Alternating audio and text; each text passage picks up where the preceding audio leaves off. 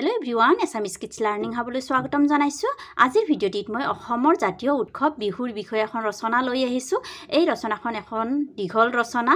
এইখন ক্লাস 8 ৰ পৰা ক্লাস 12 ৰ ছাত্ৰ-ছাত্ৰীসকলৰ কাৰণে বেছি ভাল হ'ব।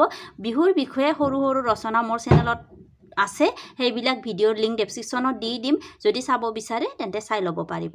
গতিকে আহক আজি ভিডিঅ'টি আৰম্ভ কৰো। বিহু আনন্দিয়া বিহু বিনন্দিয়া বিহুৰ মৌ মিঠা মাত বিহুৰ বা লাগি বিহুৱা ককাই ৰৈ দেওধনী লাগিছে গাত। আৰম্ভণি। বিহু অসমৰ জাতীয় উৎসৱ। বিহু অসমীয়াৰ প্ৰাণ।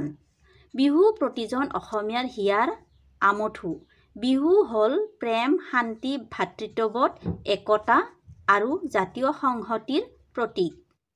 বিহুক আমি তিনিটা ভাগত ভাগ কৰোঁ, যেনে বহাগ বিহু বা ৰঙালী বিহু, কাতি বিহু বা কঙালী বিহু, মাঘ বিহু বা ভোগালী বিহু। তলত এই বিহু তিনিটাৰ বিষয়ে বহলাই আলোচনা কৰা হ'ল।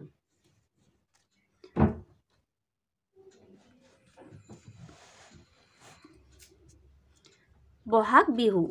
চ'ত মাহৰ সংক্ৰান্তিৰ দিনা বহাগ বিহু পালন কৰা হয়। বহাগ বিহু 7 দিন পালন কৰা হয় আৰু এই 7 দিনৰ প্ৰতিটো দিনকে একোটা নামেৰে নামাকৰণ কৰা হয়। ৰঙালী বিহুৰ প্ৰথম দিনটো অৰ্থাৎ চ'তৰ সংক্ৰান্তিৰ দিনা হ'ল গৰু বিহু। সেইদিনা ৰাতিপুৱাই গৰুক নৈ বিল আদিলৈ নি গাত মাহ হালধি সানি লাও বেঙেনাৰ মালা পিন্ধাই গা ধুওৱা হয়। সন্ধিয়া গৰুক নতুন পঘাৰে বন্ধা হয় আৰু ধূপ ধূনা জ্বলাই ন বিচনীৰে বিচি দিয়া হয়।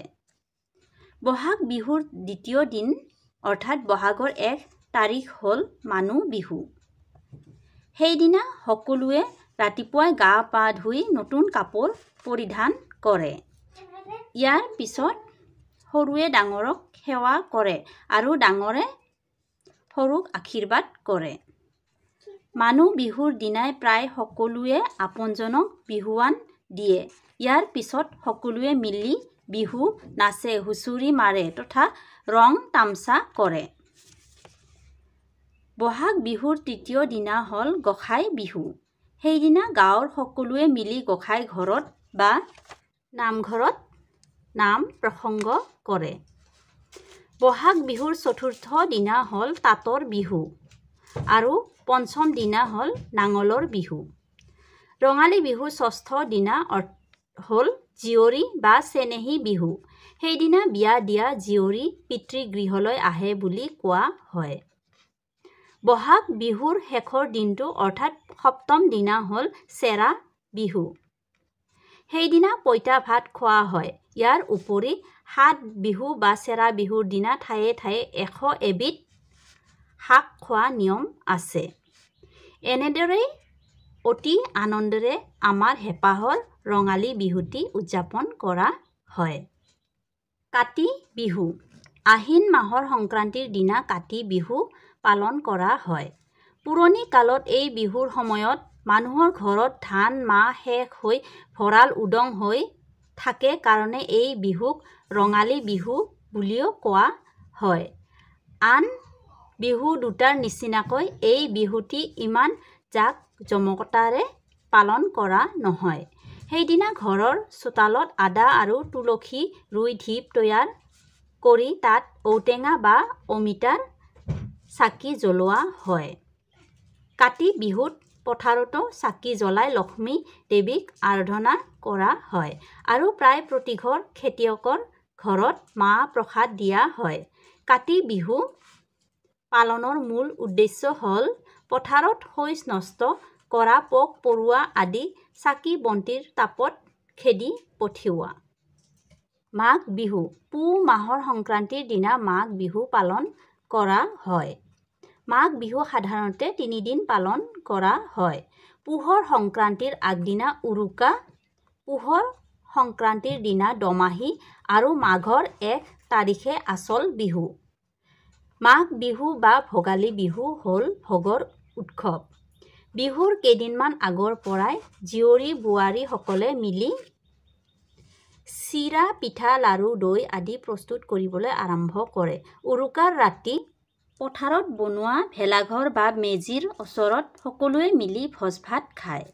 পুহৰ সংক্ৰান্তিৰ দিনা সকলোৱে ৰাতিপুৱাই সোনকালে উঠি মেজি বা ভেলাঘৰ জ্বলাই অগ্নিদেৱতাক পূজা কৰে। মাঘৰ 1 তাৰিখে সৰুৱে ডাঙৰক সেৱা কৰে আৰু ডাঙৰে সৰুক আশীৰ্বাদ দিয়ে। সেইদিনা প্ৰায় সকলোৱে ঘৰ তথা সমাজৰ মংগলৰ বাবে নামঘৰ, মন্দিৰ আদিলৈ গৈ চাকি বন্তি জ্বলাই প্ৰাৰ্থনা কৰে। মাঘ বিহুৰ লগত সংগতি ৰাখি বিভিন্ন খেল যেনে ম'হ যুঁজ, কুকুৰা যুঁজ, কণী যুঁজ, নাও খেল আদি আয়োজন কৰা হয়। মুঠতে মাঘ বিহু হ'ল ভোগৰ লগতে ৰং তামচাৰো উৎসৱ। সামৰণি। বিহু অসমীয়া জাতিৰ সভ্যতা আৰু সংস্কৃতিৰ প্ৰতীক। বিহুই জাতি, ধৰ্ম, বৰ্ণ নিৰ্বিশেষে সকলোকে একতাৰ ডোলেৰে বান্ধি ৰাখিছে। গছৰ তলৰ বিহু গৈ মঞ্চত প্ৰৱেশ কৰিছে যদিও বিহুৰ পৰম্পৰা তথা স্বকীয়তা ৰক্ষা কৰাটো প্ৰতিজন অসমীয়াৰ দায়িত্ব আৰু কৰ্তব্য। আজিলৈ আহোঁ। ভিডিঅ'টি চাই কেনে পালে প্লিজ জনাব আৰু যদি ভাল পাইছে তেন্তে লাইক আৰু শ্বেয়াৰ কৰি দিব। লগতে আজি যদি প্ৰথমবাৰৰ বাবে মোৰ ভিডিঅ' চাইছে তেন্তে চেনেলটো ছাবস্ক্ৰাইব কৰি কাষত থকা বেলটো চুই অল কৰি দিব। ভিডিঅ'টি চোৱাৰ বাবে বহুত বহুত ধন্যবাদ।